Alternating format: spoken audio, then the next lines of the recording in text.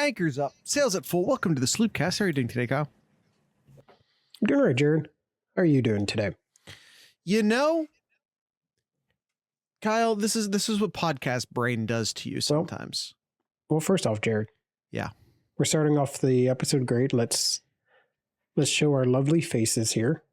Am I not showing camera in the podcast studio? I am not. There we are. Hi, everybody. All right, you Kyle, you totally threw me off my intro. You were correct too, but you still did it, and I'm gonna blame you. Anyway, podcast brain. I have podcast brain, Kyle, because as I'm watching Clemson fall to Duke for what is in our current reality last night.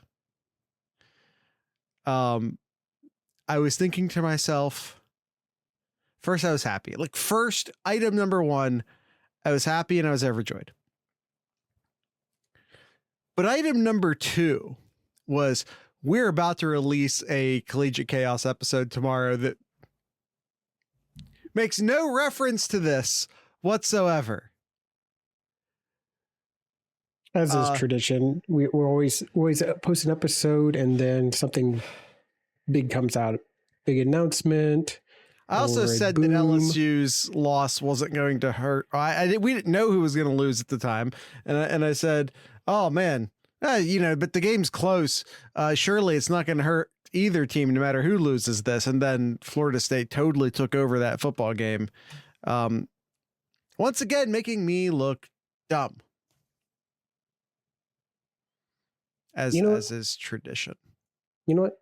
We live and learn, Jared. We live and learn, and that's exactly what this Ohio State offense will be doing. They live another game here. They beat Indiana, moving on to week 2 here against Youngstown State, the Youngstown State Penguins, which would be the first FCS team that Ohio State has played since 2010. And I'm going to take a wild guess and say that was also the Penguins. That was also the Penguins. Okay, so when was the last time we played an FCS school that wasn't the Penguins? I'm not going to look it up, Jared, because we are going to be talking about... look it up because I have to sneeze. We're going to talk about the Ryan Day presser here. To no one's surprise, Jared. Yeah. Kyle McCord will be starting again in week 2 against Youngstown State. Shocked, I tell you, shocked. Not really. It's almost like we told y'all all off season. Yeah. But whatever. Listen to your friends. All right. So a lot of questions, a lot of things from Ryan Day here. I'm going to pick apart some of the things that was posted by the GOAT, Tony Goterman, over at Buckeye Huddle here. So some takeaways here. So just quick answers here, Jared, or quick comments about what Ryan Day said here.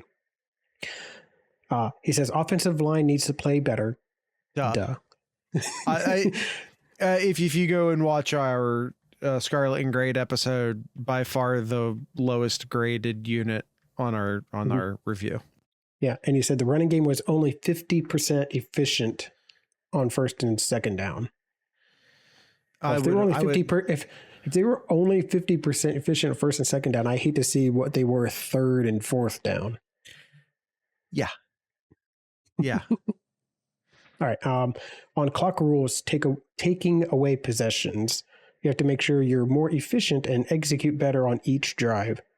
He told the team that during the game, it is what it is, but it makes the execution more important than ever. But Kyle, how will I know what insurance to buy?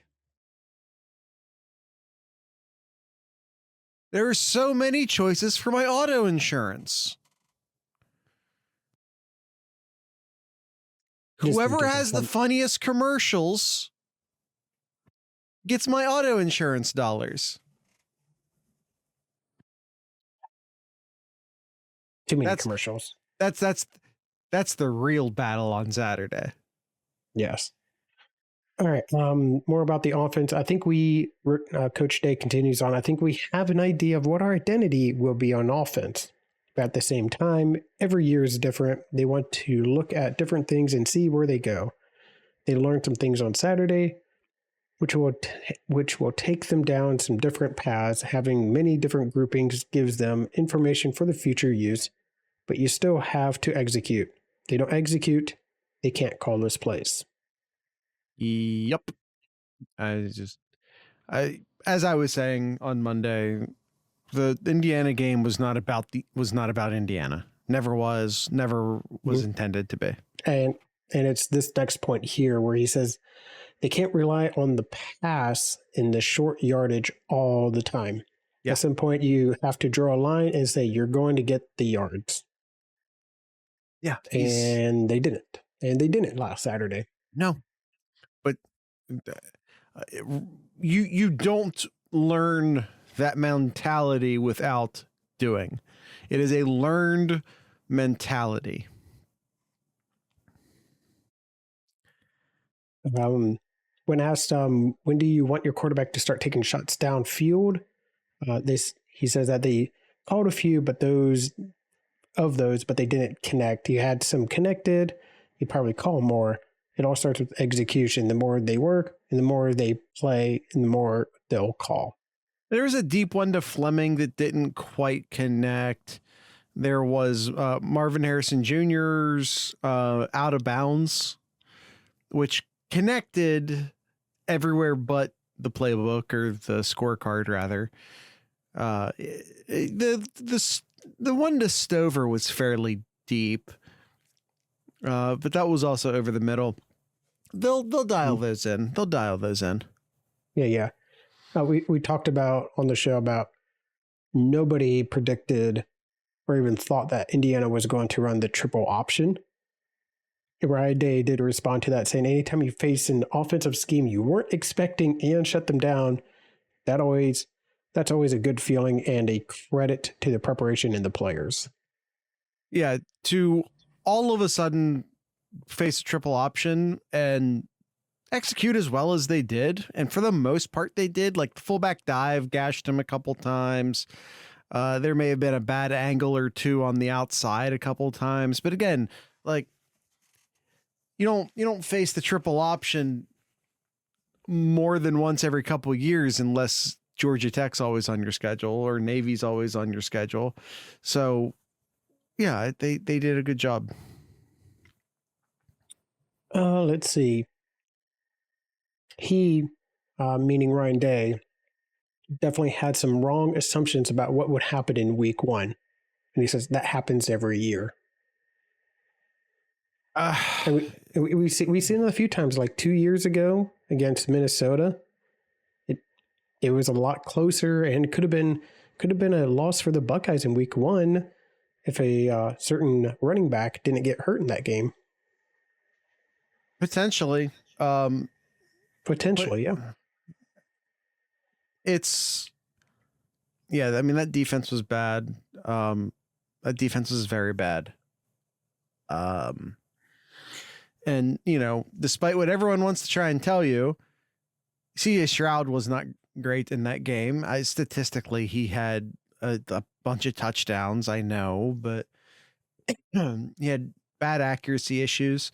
Kyle caught a ton of flack for pointing out that CJ Stroud was not very good in his first 3 or 4 games at Ohio State. People only want to hear what they want to hear. The rosy reception that people have is amazing. People were calling for his job immediately, just the way they're doing with Kyle McCord now. We just repeat these cycles every couple years, and everyone pretends like we don't repeat these cycles every couple years. I mean, fellas and gals, Ohio State's not Clemson. Ohio State's not LSU. They didn't get blown out in their games. It's just chill. We got a couple of weeks to work on what needs to be fixed here, figure out what's working well, and build from that. And also don't show Notre Dame anything. Yeah. All right. Last one's here. He said Jahad Carter is expected to play. is expected to play. He needs to have a good week of practice. Also mentioned that X didn't play much last week because of some personnel groupings they were using. Also, the decrease in possessions takes some snaps away from a lot of guys. But Kyle, the insurance. But the insurance. And the crackers. Like, how do I know who's the cheesiest? All right, and the last one here, and we'll get into our... Kyle, who's the cheesiest? I don't know. I don't watch those. I don't watch commercials. Last one here. How short of a leash was Kyle McCord on with changing the plays or the reads? It says they have plays that are full field progressions. Overall, it was pretty well done, but they don't have everything in the offense that they had CJ Stroud last year. But, Jared, they didn't have that for Stroud 2 years ago either. It takes time. Shocking. They have to give him time to throw too. Wow, it's almost like everything we said on Monday. Yes. All right, that is it, Jared. So it is time for the meat of our episode, and that is Know Your Enemy, the Youngstown State Penguins. Trestle vest. The trestle vested Penguins, the trestle tuxedos. The Youngstown State trestle tuxedos. I see what you did there, Jared. It's a 3-piece. All right, Youngstown State. Like I mentioned before, first time that Ohio State's played an FCS team, which was Youngstown State in 2010 here. And it's always tough trying to talk about an FCS team, and well, really, this is the first time we've talked about an FCS team, Jared, on this podcast here that Ohio State's faced. That's a factual point. We weren't doing the podcast in 2010.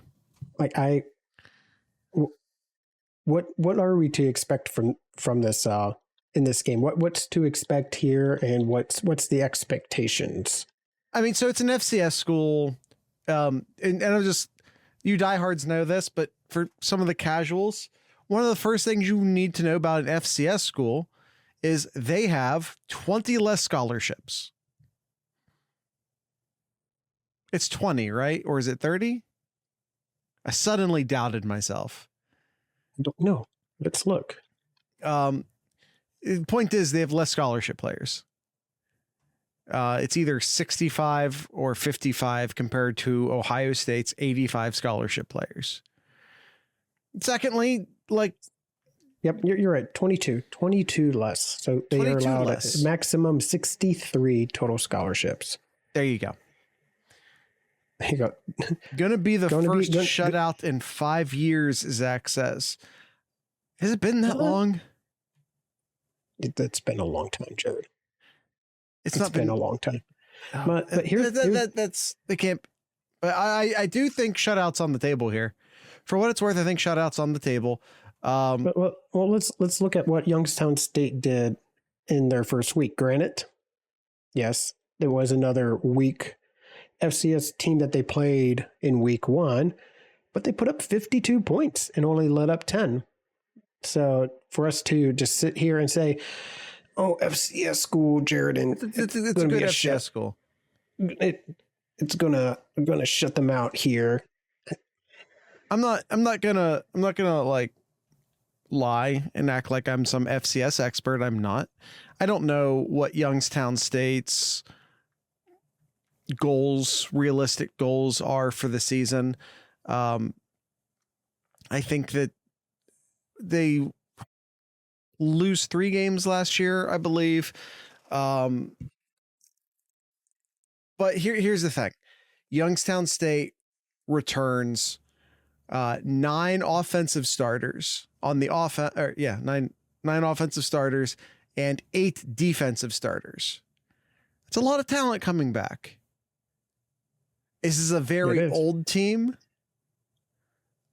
which if you're FCS and you don't necessarily have a ton of talent, when the talent you have is mature, that's a huge advantage. So you are seeing that with Youngstown State this year. This is a very senior team. This is a team returning a lot of snaps. They did lose one of the best players they've ever had to the Denver Broncos last year, a running back whose name escapes me. But they return a lot of talent. You have Bryce Oliver at wide receiver, might be the best wide receiver in all of FCS. I think he's a guy who is going to come into this Ohio State game motivated. He sees this as his opportunity to get some film against NFL talent, to get an invite to some training camps, maybe even the combine. Like, Bryce Oliver's walking into this game with, thank you, Kyle. He made the roster. Is that what active means? Did he make the 53? That's what it looked like. Good for him. Jalen McLaughlin is who we're talking about. Youngstown State running back, who is, it looks like he's on the 53-man roster. So he earned a spot as one of the team's 3 running backs. There you go. Made the roster, but he's not. The point is, he's not at Youngstown State anymore. But if you're Bryce Oliver, you see a path to the NFL, and getting some film against Ohio State might be the make or break to, maybe getting a combine invite, or maybe getting a Senior Bowl invite, maybe, getting to the next step that can maybe get you to the next step, right? And he's going to be playing outside of his mind on this game. And I think you also have Dylan Woodkey, whose name I might be mispronouncing because Sloopcast.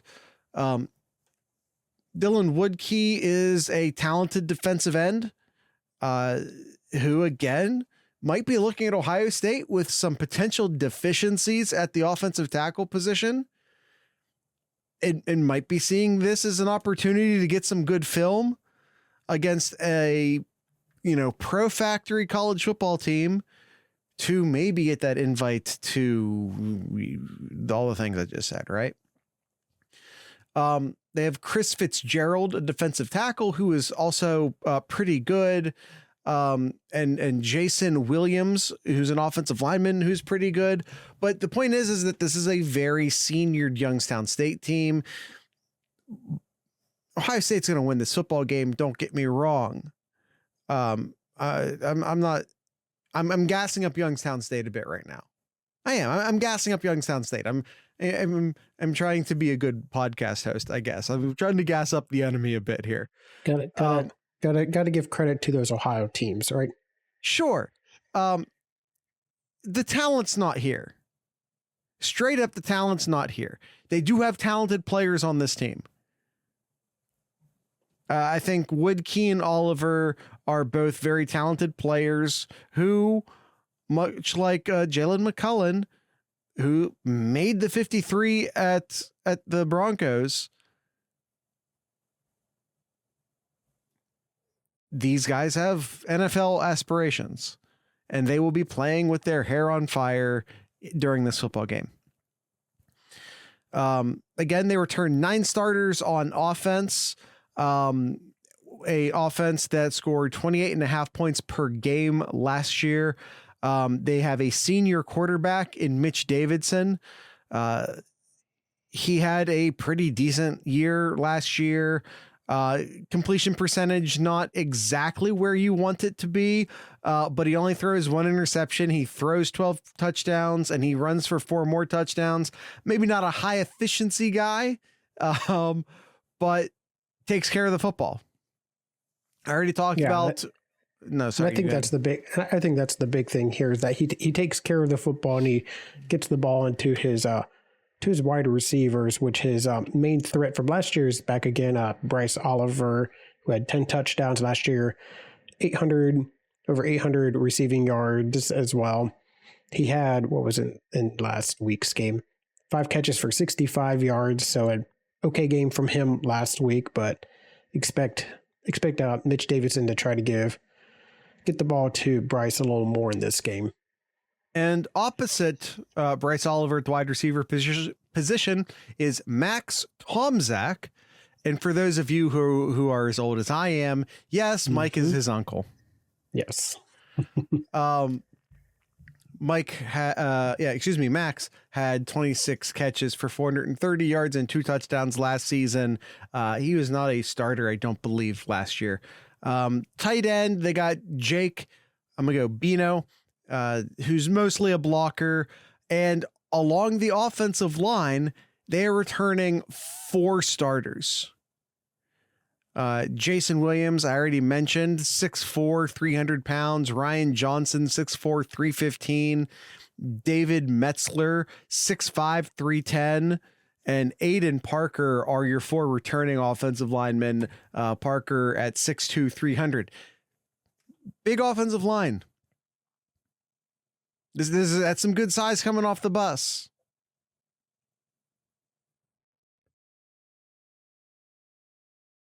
Okay, Jared, I may be wrong here. I thought Ohio State played Youngstown State in 2010, and I'm mistaken. No, the last time that they played Youngstown State was in 2008 and 2007, which were the only 2 years that they played Youngstown State. So 2008, not 2010. I forgive you, Kyle. On the defensive side of the ball, Youngstown State has 8 returning starters from a team that allowed 25.5 points per game last year. Already talked about all-conference David Woodkey, who had 43 tackles, 12 tackles for a loss, and 5 sacks last year. I already mentioned Chris Fitzgerald at defensive tackle, who had 6 tackles for a loss and 2 sacks last year.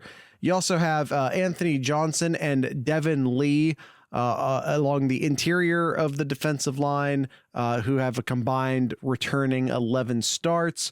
Another pretty notable, pretty experienced player for Youngstown State is Greg Benton Jr., a very experienced linebacker for this football team. Started all 11 games in 2012, totaling 36 tackles. And Kyle, they have some pretty decent defensive backs, including a recognizable name. And who's that, Jared? Well, I was trying to kick it over to you because I was tired of talking. Yeah. Oh, hey, look at this. It's it's Marcus Hooker. Yeah, Marcus Hooker here. Marcus Hooker, who started 5 games for them last year. Returns to this team. Cornerback Jordan Trowers. I wanted to throw an L in there. Jordan Trowers, and safety Quincy Lenton, both return after leading Youngstown State with 51 tackles each last year. I will say this. It's not necessarily a great sign when your corner and your safety are your leading tacklers. It's not necessarily a good sign. I'll say that. Additional starter in the defensive backfield is Troy. I should have just let this one go, I think. Jakubic. Troy Jakubic. Sure. I tried to find a Youngstown State media guide. Guys, I tried. I am 0 for 2 on media guides. Well, I did find Indiana's media guide, but you know what? It didn't have a pronunciation guide in the media guide. Even then, you'd still pronounce it wrong, Jared. Admit it. I'd have the phonetic spelling in front of me. I'd have the phonetic. It would help out a lot, Kyle. It would honestly help out a lot. Yeah. All right, so that's Youngstown State here. A lot of veterans in this team here, which I think they'll be able to get some yardage, maybe some points in in the second half here when Ohio State second and third stringers are in here, but nothing Buckeye fans should worry about here. So let's go ahead and jump right into our picks here, Jared. So we'll start off with Ohio State player to watch for this game. I'm gonna go with Josh. Don't call me Jimmy Simmons. I need to see better play out of the left tackle position. He looked lost and confused at times last week. And again, Woodkey's not a bad defensive end. I assume that he'll be going up against Woodkey a lot in this game. And he, I think if Josh Simmons has a good game, people will go, well, it was just Youngstown State. Woodkey is not a bad player. Woodkey is not a bad football player. So if he has a good game this week, we take that as a positive sign. Yep. Man, a lot of talk about Sonny Styles, and I almost wanted to put him as my player to watch. Who was it? There was somebody, maybe it was, I don't know if it was Tony or if it was somebody else on Buckeye Huddle or Tom, but somebody posted like a image of where Sonny Styles started at each snap on defense, and he was just like all over the place. All over the field. Yeah. In this game, I'll go with I think I'll go with the hot hand here in the running backs. I'll go with Chip Trainum here for the Ohio State player to watch. He looked really great in the opener for Ohio State here. Big running back, and Ryan Day called him. He said he's like a fullback. I know he's not a fullback. He's just a big running back, but he does all the things. He can run, block, and catch. So, for you fullback fans out here, we'll go with Chip Trainum. The fullback, not a fullback. Chip, Chop, and Chief? Chip, almost. Chop, and Champ? Maybe. Chip, Chop, and... Listen, we have to get this 3-person nickname going. I kind of like Chief. Because he is running back one. Like, he's in charge. All right, you think about it. We'll do the enemy player to watch here, and I'll go with Mitch Davidson. It's got to start with the quarterback here when, it's got to be the quarterback here in this game. If Youngstown State's wanting to get any kind of points, he's got to be able to get rid of the ball quickly, because you know that the defensive line and ends are going to come after him quickly here. Because the other person I was going to pick is Jared's player to watch. You could have taken him. I had a backup in case you wanted to steal Bryce Oliver, wide receiver. I do think he's the most. If you asked me, Jared, who on this team is most capable of making a 53-man roster in the NFL, I would probably say Bryce Oliver. So with that and that alone, I'm going to go with Bryce Oliver as the Youngstown State player to watch. All right. Key matchup, Jared. What do you have for this game's key matchup to watch out for? I already kind of mentioned it. Josh Simmons versus Dylan Woodkey. Again, I'm assuming that they'll end up facing each other a lot. I'm very, very concerned about the offensive line. I'm very, very concerned about the offensive tackles. This is not a total pushover competition for Josh Simmons. Dylan Woodkey is a very capable defensive end. I think it'll be a good test. Mm-hmm. I'm going to go the next layer there. You got the offensive line and the defensive line. I'm going to go with the blitzing linebackers being picked up by the running backs here. They have two they have two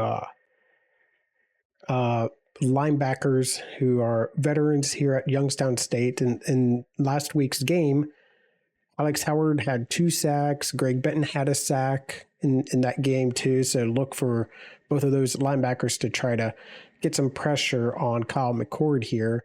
And it's going to be Chip, Chop, and I guess Champ is what Jared's wanting to say to pick up those blitzes. I said Chief. Or Chief. Okay. All right. And the spread, Jared. Are you picking the spread here for Ohio State? About that. This game is off the board. This game is off the board. What would you put the line at, the spread? It's off the board, Kyle. I know. I'm just asking that probably means it got up into the mid 40s, because I think at a certain point they just don't do it. I don't know where the cutoff is, and I don't know what the decision is to just say we're not putting it on the board. But at a certain point, the number just gets too high, and they just don't. Was there one last year for? Yeah, there was one last year. Arkansas State was 44.5. So more than that. Oh, Arkansas State. Yeah. Did you see what Oklahoma did to them? Yeah. That was mean. That was too far, man. Mean. That was too far. That was mean. Who else? There was another team that went too far. Yeah, Oregon went too far last year or last week. Was it? Didn't they play in FCS? Was it like Portland State or something too? That's mean. Y'all got to be nice. Yeah, they played Portland State. Yeah. Portland State Vikings. Too far, guys. Too far. So yeah, no spread pick this week. Hey, Kyle, do we have an over under for this, or is that also off the board? Let's look. Maybe we'll switch it up and we'll do an over under instead. All right. Give me a second here because I gotta find it. Just buying some time. Here we go. And I do not see one. Okay. Also off the board. Winner pick Ohio State. Kyle. Duh. Yeah. Okay. The final score prediction, Kyle. What do you have? I have Ohio State.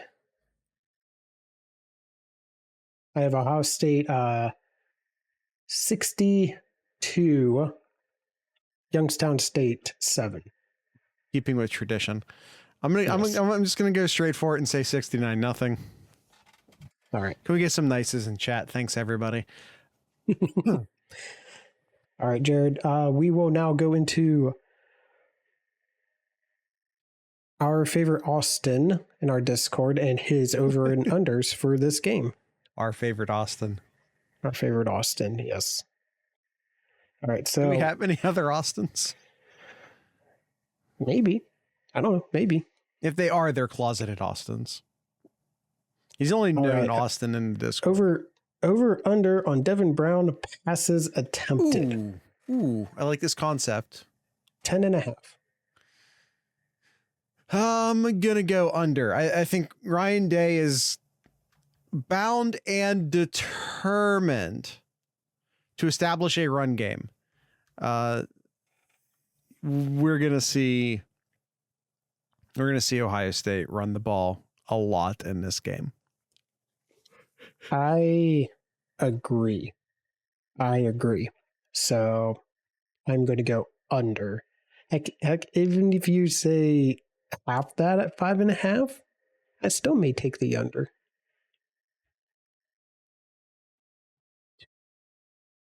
That's sure though. Speaking of almost 5.5, Marvin Harrison catches 4.5. I'm gonna go over. I'm gonna go over on that one. I'm gonna go over 2. That feels too low. I feel like 5 is just too doable for him. All right. True freshman touchdowns at 0.5.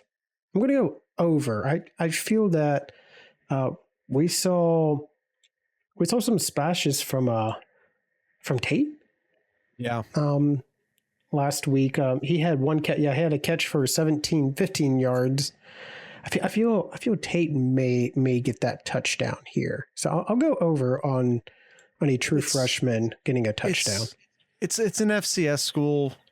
Like, you get one of those guys in a little bit of space and they make one right move and it's just Jover at that point. I feel like the chances of it happening are a little too high. I will take the over. Okay. All right. Ohio State rushing yards at 234.5. Over. Day's going to pave a road right down the middle of the horseshoe this week. Yeah, over. All right, Tyshawn King yards. So Tyshawn King is the running back who had 11 rushes for 111 yards and 2 touchdowns in last week's victory. And he has yards for Tyshawn King at 66.5 yards. It's an interesting number. On one hand, that's what, a third of the yards that Indiana got last week, approximately, which feels doable. The Youngstown State offensive line's big and they're experienced. Some grown ass men on that Youngstown State offensive line. But I don't know if King's really meant to be the first, like, I don't know if he's meant to be like the dedicated number one back. I know we saw that last week, but I don't know if that's expected to continue. I'm going to go under. Okay. Yeah, I'm going to go under as well. I like the line, but I'm going to go under. It's a good line. Youngstown State trips to the red zone or 21 plus yard touchdowns set at 1.5. So getting into the red zone. Simply getting into the red zone. Or 21 plus yard touchdowns at 1.5. I'm going to go under just because of my prediction. That is all, Jared. I have no other reason, just because of my prediction. It's just junk time, man. Junk time's what's making me hesitate here. I know. I'll go under.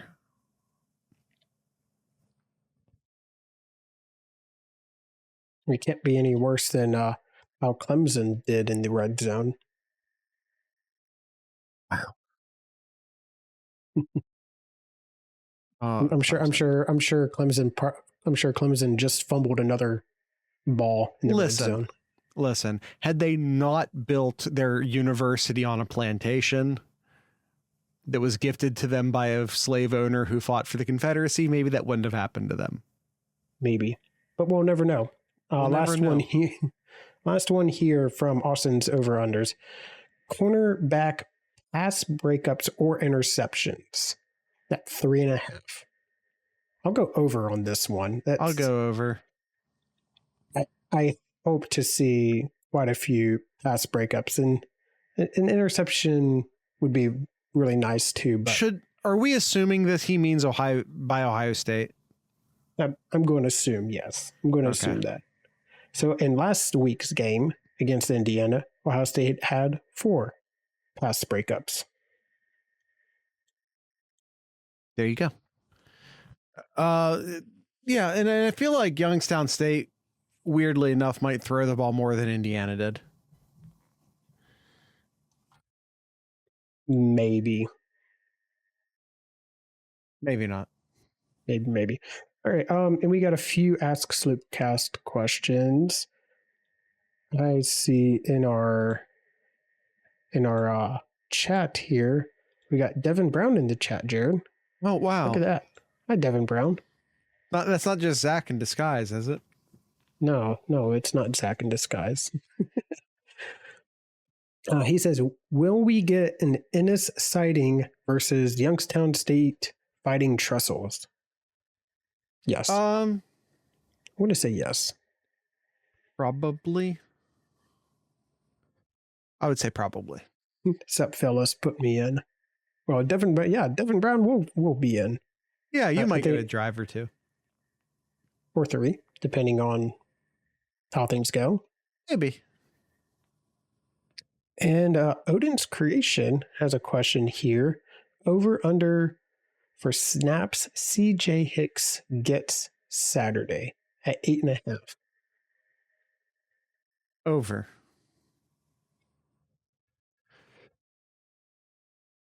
There's going to be so much. They're going to. It's Youngstown State. I feel like they're going to keep the guys as fresh as possible. And this isn't even necessarily about like throwing the backups in early. It's also just like, hey, it's going to be hot and it's Youngstown State. So you just like, you'll see more player rotation just generally. Yeah, I guess it is snaps. So sure. I'll say over for that one as well. Yeah. All right. So those are all the questions here, unless Z Spikes or Zach has any other questions while we wrap things up here. Yeah, if you guys want to throw in any last second questions, go ahead and do that. Just want to remind everyone, you can both listen to the podcast and watch the podcast.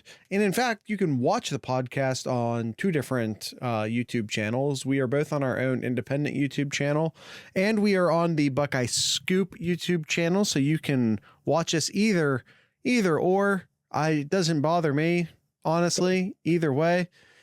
Both, yeah. And just like, here's what you do. You hit play at the same time.